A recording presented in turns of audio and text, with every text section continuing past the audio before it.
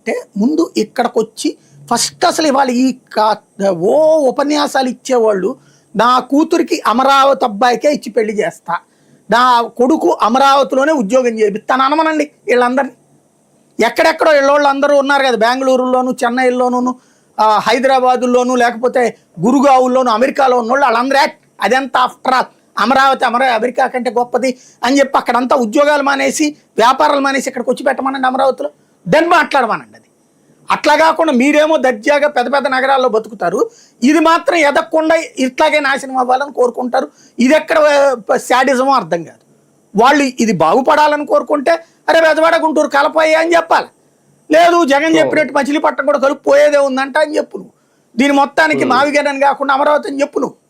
అలా చెప్పకుండా జగన్ చెప్పాడు కాబట్టి నాశనం అయిపోతుంది, చంద్రబాబు పెట్టాడు కాబట్టి నాశనం చేస్తాం, వీళ్ళు అందరికి మంచి చేస్తున్నారు వీళ్ళు చెడు చేస్తున్నారా?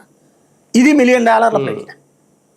సార్, జగన్ గారి 3 రాజధానుల కాన్సెప్ట్ ఇంకా అలాగే ఉందా? ఈ మధ్యన ఇది ప్లాన్ బి, అది ప్లాన్ ఏ అలాగే ఉంచాం, 3 రాజధానులు మొన్న కూడా అన్నారు 3 ప్రాంతాల అభివృద్ధి అనేది తప్పనిసరి అంటే మళ్ళీ 2 పడవల మీద కాళ్ళు వేస్తున్నారని ప్రజలు అనుకోరా?